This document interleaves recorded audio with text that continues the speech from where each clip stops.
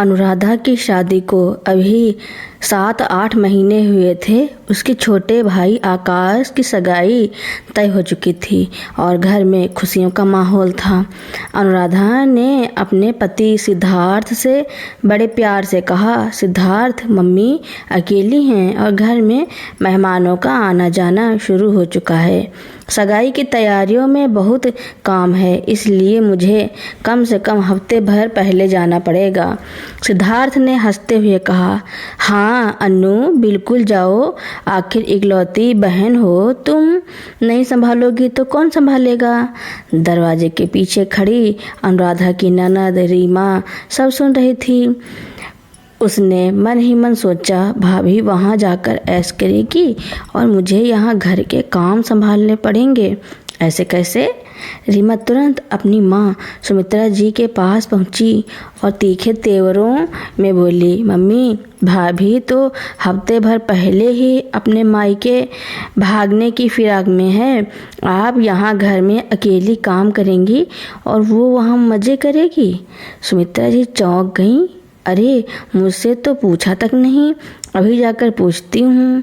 रीमा ने माँ का हाथ रोकते हुए अपना पासा फेंका। मम्मी, आप रोकोगी तो भैया बुरा मान जाएंगे। इससे अच्छा है आप मुझे भी भाभी के साथ भेज दो। एक तो मुझे सगाई में नए नए कपड़े और गहने पहनने को मिलेंगे, भाभी की हर हरकत की रिपोर्ट आपको मिलती रहेगी और विदाई में बढ़िया लिफाफा भी मिल जाएगा। लालच में आकर सुमित्रा जी मुस्कुरा दी। बात तो तू पते की कह रही है। सुमित्रा जी तुरंत अनुराधा के कमरे में पहुंची और झूठी हमदर्दी दिखाते हुए बोली, बहू तुम अकेले कैसे संभालोगी। ऐसा करो, रीमा को भी साथ ले जाओ, बेचारी घर में बोर हो जाएगी और वहाँ तुम्हारी मदद भी करवा देगी। अनुराधा जानती थी कि रीमा घर में एक तिनका तक नहीं हिलाती, लेकिन सास के दबाव और सिद्धार्थ की खामोशी के कारण उसे हाँ कहनी ही पड़ी। अगले दिन अनुराधा, सिद्धार्थ और रीमा मायके पहुँचे। घर में रिश्तेदारों की चहल पहल थी। अनुराधा ने रीमा के आराम के लिए एक अलग एसी कमरा तैयार करवाया, लेकिन रीमा का इरादा मदद करना नहीं बल्कि हुक्म चलाना था। मायके पहुँचती ही रीमा ने अपने ड्रामे शुरू कर दिए।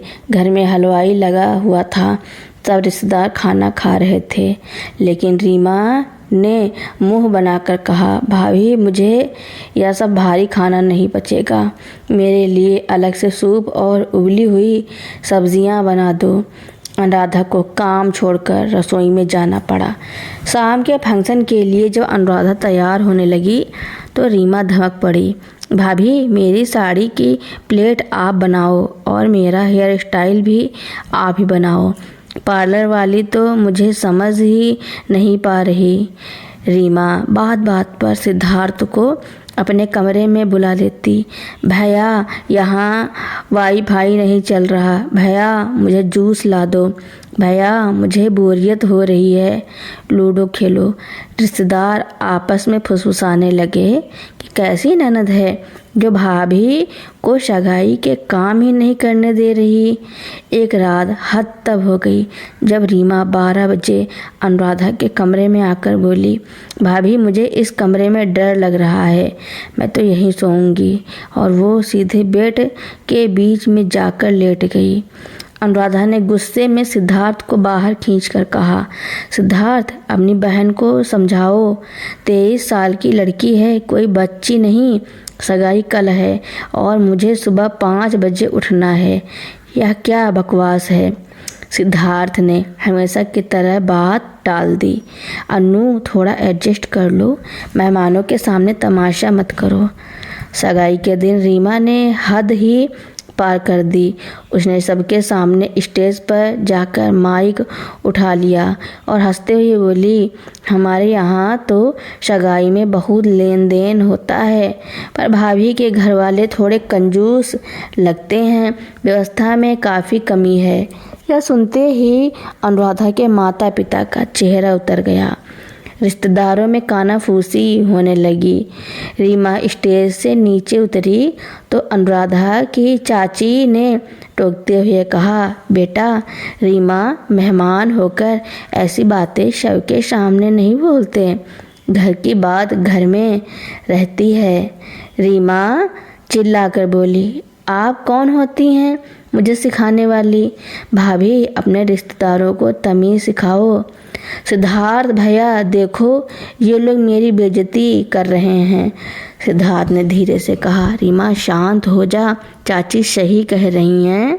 रीमा का पारा चढ़ गया। वह अनुराधा की तरफ उंगली उठाकर बोली, भैया, आप इस औरत के गुलाम बन चुके हो। अगर आपने अभी अपनी बीवी को सबके सामने एक जोरदार थप्पड़ नहीं मारा तो मम्मी को फ़ोन करके पुलिस बुला लूँगी कि ये लोग मुझे प्रताड़ित कर रहे हैं। पूरे हॉल में सन्नाटा छा गया। अनुराधा का सब्र का बांध टूट गया। इससे पहले कि सिद्धार्थ कुछ समझ पाता, अनुराधा आगे बढ़ी और उसने चटाक की आवाज़ के साथ रीमा के गाल पर एक करारा थप्पड़ जड़ दिया। रीमा गाल पर हाथ रखे हक्की बक्की रह गई। तुम्हारी हिम्मत कैसे हुई मुझ पर हाथ उठाने की?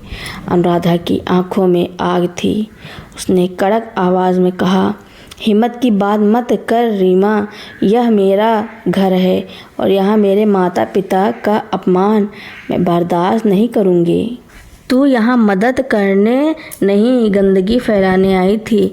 23 साल की होकर भी तुझे तमीज़ नहीं है।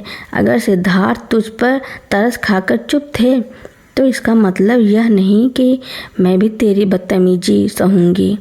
रीमा रोते हुए सिद्धार्थ की तरफ मुड़ी। भैया देखो, इसने मुझे मारा, आप इसे छोड़ क्यों नहीं देते? लेकिन इस बार सिद्धार्थ को भी अपनी गलती का एहसास हो चुका था।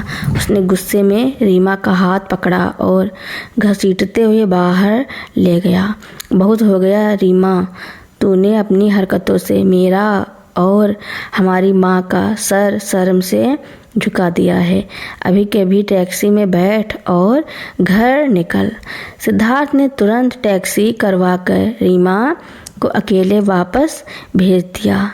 रीमा ने घर जाकर रो रो कर सुमित्रा जी के कान भरे। जब सगाई खत्म होने के बाद सिद्धार्थ और अनुराधा घर पहुँचे तो सुमित्रा जी मुख्य दरवाजे पर ही ड्रामा लेकर खड़ी थी। सुमित्रा जी चिल्लाई, कदम मत बढ़ाना अंदर, मेरी बेटी को थप्पड़ मारा है इस बहू ने। गौरव, मेरा मतलब सिद्धार्थ, आज फैसला कर ले, या तो यह बदतमीज़ बहू इस घर में रहेगी या फिर मैं और रीमा। अनुराधा शांति से बोली, मम्मी जी, फैसला तो हो चुका है। आपकी बेटी ने भरे समाज में मेरे माँ बाप को कंजूस कहा और आपके बेटे को मुझे थप्पड़ मारने को कहा। क्या यही संस्कार दिए हैं आपने उसे? सुमित्रा जी ने बेटे की तरफ देखा। सिद्धार्थ, तू अपनी माँ के सामने अपनी बीवी का साथ देगा? सिद्धार्थ ने सख्त लहजे में कहा, माँ, अनुराधा बिल्कुल सही कह रही हैं। आपने रीमा को इतना सिर पर चढ़ा लिया है कि उसे सही और गलत का फ़र्क ही नहीं दिखता। अगर आज अनुराधा ने उसे थप्पड़ नहीं मारा होता तो शायद कल को वह किसी और के घर जाकर जेल पहुंच जाती। यह घर मेरा भी है, अनुराधा यहीं रहेगी। अगर आपको और रीमा को लगता है कि आप लोग सही हो तो आप लोग अलग रह सकती हैं, लेकिन मैं अपनी पत्नी के साथ कोई अन्याय नहीं होने दूंगा। सिद्धार्थ का यह कड़ा रूप देखकर सुमित्रा जी के पैरों तले जमीन खिसक गई। उन्हें अपनी गलती और बेटी की सह देने का अंजाम समझ आ गया था। रीमा चुपचाप अपने कमरे में खिसक गई और सुमित्रा जी ने खामोशी से अपना सिर झुका लिया। उस दिन के बाद से रीमा और उसकी माँ की हिम्मत कभी अनुराधा से बदतमीजी करने की नहीं हुई। शादी के कुछ हफ्ते बीत चुके थे। सुमित्रा जी और रीमा का घमंड पूरी तरह टूट चुका था, लेकिन रीमा के दिल में जहर अब भी उबल रहा था। उसने सीधे टकराने के बजाय एक नई चाल चलने की सोची। रीमा जानती थी कि अनुराधा आत्मनिर्भर है और एक प्राइवेट कंपनी में वर्क फ्रॉम होम करती है। उसने अपनी माँ के कान में फुसफुसाया, मम्मी सीधे लड़ेंगे तो भैया भाभी का ही साथ देंगे। हमें भाभी को सिद्धार्थ भैया की नज़र में ही गिराना होगा। जरा देखो तो सारा दिन लैपटॉप में घुसी रहती हैं और भैया की कमाई पर ऐश करती हैं।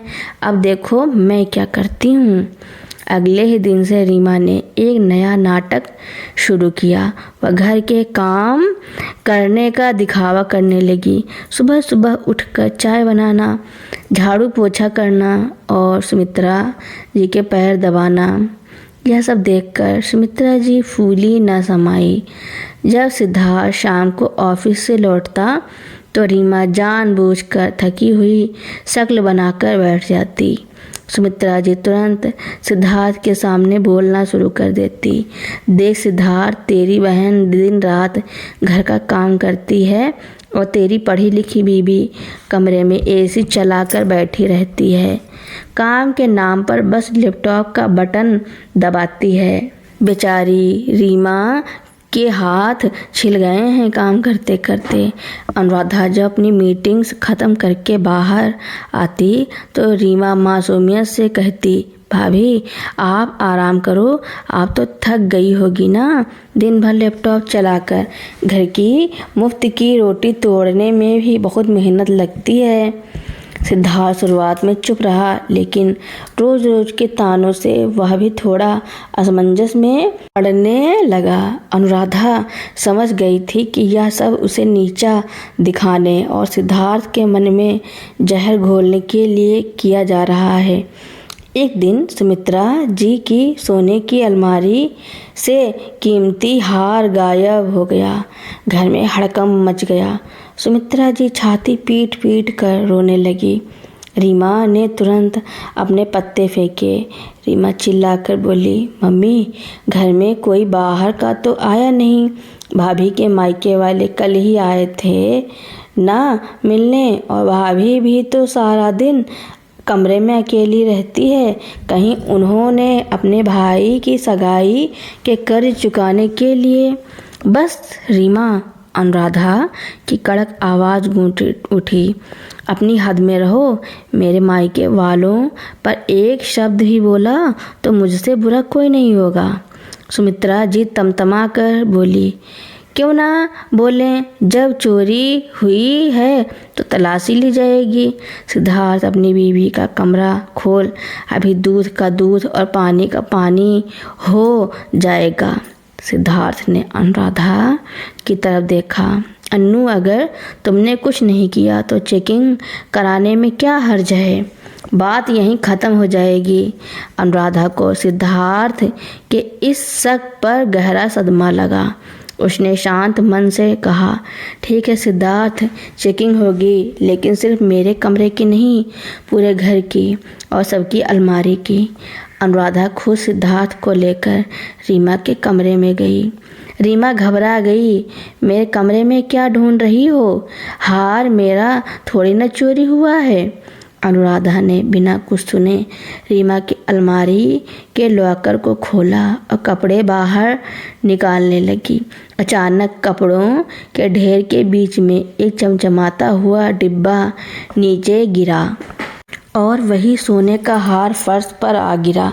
साथ ही अनुराधा के ऑफिस के कुछ ज़रूरी डॉक्यूमेंट्स और पैसे भी मिले, जो पिछले कुछ दिनों से गायब हो रहे थे।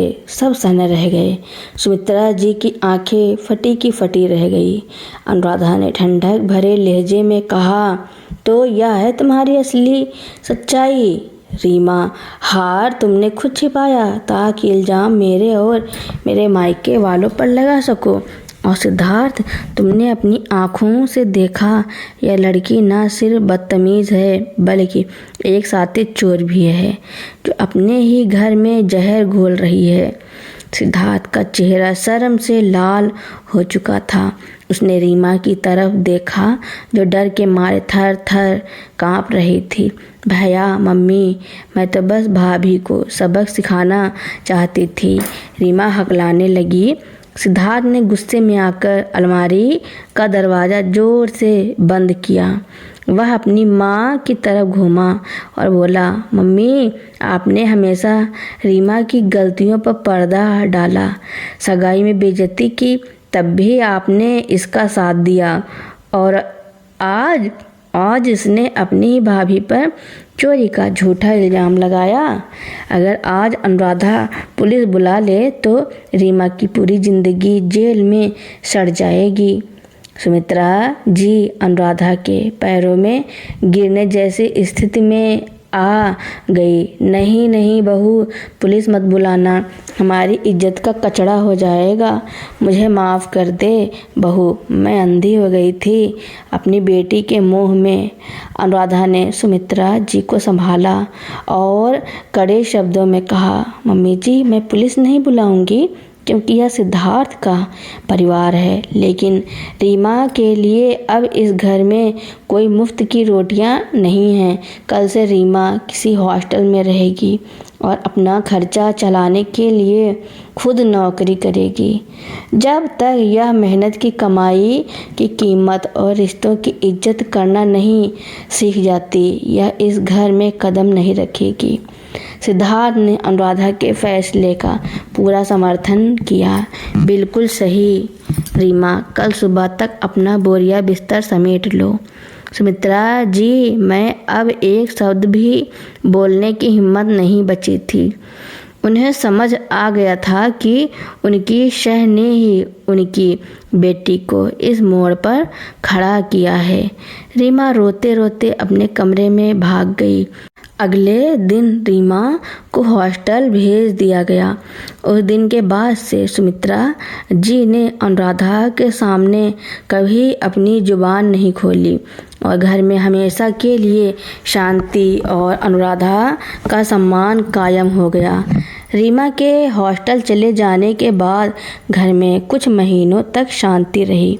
सुमित्रा जी अब अनुराधा से सीधी बात करने में भी झिझकती थी, क्योंकि उन्हें अपनी गलती और अपनी शह का अंजाम अच्छी तरह समझ आ चुका था।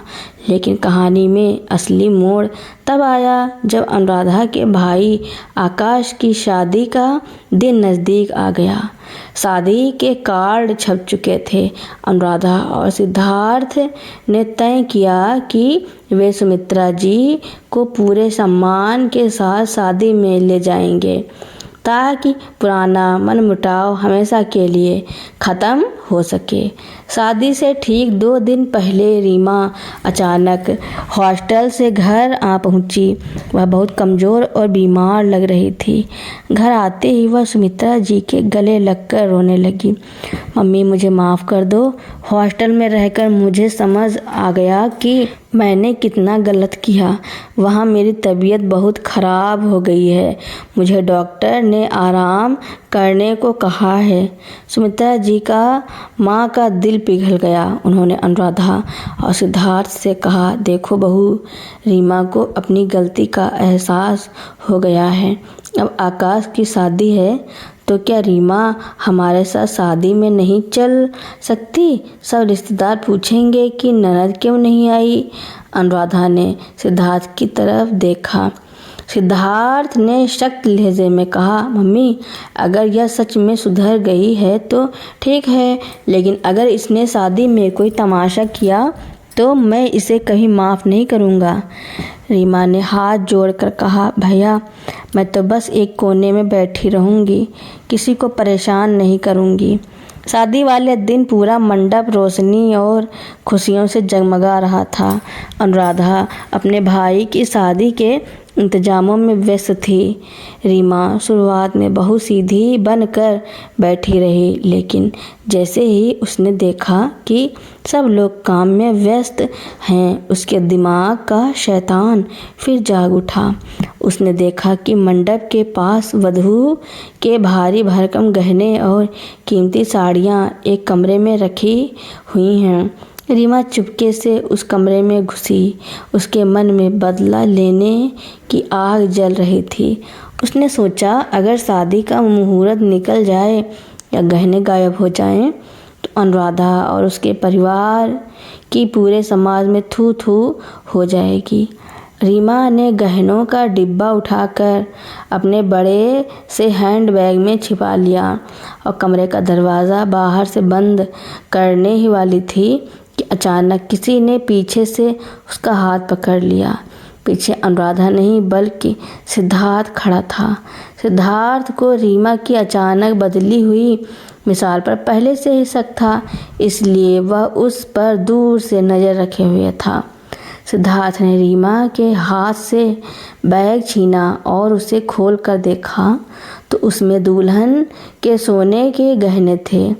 सिद्धार्थ की आंखों में खून उतर आया। उसने रीमा का हाथ मरोड़ते हुए कहा, तो कभी नहीं सुधर सकती रीमा। बीमारी का नाटक करके यहाँ आई ताकि मेरी ससुराल वालों की इज्जत नीलाम कर सके। रीमा कांपने लगी। भैया मेरी बात सुनो, मैं तो बस। सिद्धार्थ उसे घसीटते हुए सीधे बाहर ले आया, जहाँ सुमित्रा जी और अनुराधा भी खड़ी थी। सिद्धार्थ ने बैग खोलकर सुमित्रा जी के सामने फेंक दिया। गहने देखकर सुमित्रा जी के होश उड़ गए। सिद्धार्थ ने कड़क आवाज़ में कहा, मम्मी देखिए अपनी लाडली की करतूत। यह यहाँ अपनी गलती सुधारने नहीं बल्कि इस पूरे परिवार को बर्बाद करने आई थी। अगर आज यह गहने गायब हो जाते तो दुल्हन के घर वाले अनुराधा के परिवार पर इल्ज़ाम लगाते। आज मुझे शर्म आ रही है कि यह मेरी बहन है। सुमित्रा जी का सब्र का बांध टूट गया। इस बार उन्होंने अनुराधा या सिद्धार्थ का इंतजार नहीं किया। सुमित्रा जी ने आगे बढ़कर रीमा के गाल पर एक जोरदार थप्पड़ जड़ दिया। चटाक। रीमा गाल सहलाते हुए रोने लगी। मम्मी आपने मुझे मारा। सुमित्रा जी की आंखों से आंसू बह रहे थे, लेकिन उनकी आवाज़ में कड़ाई थी। हाँ मारा, और यह थप्पड़ मुझे बहुत पहले मार देना चाहिए था। मैंने तुझे प्यार दिया, लेकिन तूने उसे नीचता बना दिया। अनुराधा ने तुझे हॉस्टल भेजकर सही किया था, लेकिन मैंने ही तुझे दोबारा सिर पर चढ़ाने की गलती की। अब तू मेरे लिए मर चुकी है। सुमित्रा जी ने तुरंत पुलिस को फ़ोन मिला दिया। रीमा चीखती रही, मम्मी पुलिस मत बुलाओ, भैया मुझे बचा लो। लेकिन इस बार ना तो माँ का दिल पिघला और ना ही भाई का। शादी के मंडप से दूर पुलिस आई और रीमा को चोरी और साजिश के जुर्म में अपने साथ ले गई। शादी बिना किसी विघ्न के बहुत धूमधाम से संपन्न हुई। आकाश और उसकी दुल्हन ने अनुराधा और सुमित्रा जी के पैर छूकर आशीर्वाद लिया। सुमित्रा जी ने अनुराधा के सिर पर हाथ रखा और रोते हुए कहा, बहू मुझे माफ़ कर दे। तूने हमेशा इस घर को जोड़ने की कोशिश की और मैं अपनी ही बेटी के अंधी ममता में सच नहीं देख पाई। आज से तू सिर्फ मेरी बहू नहीं, मेरी बेटी है। अनुराधा ने अपनी सास के आंसू पोंछे और उन्हें गले लगा लिया। उस दिन के बाद से उस घर से कड़वाहट हमेशा के लिए मिट गई और अनुराधा को अपने ससुराल में वह मान सम्मान मिला जिसकी वह हकदार थी। तो दोस्तों, मेरी स्टोरी सुनने के लिए आपका बहुत बहुत धन्यवाद।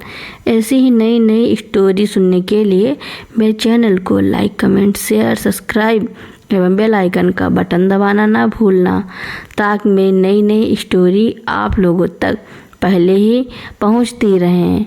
Thank you for watching.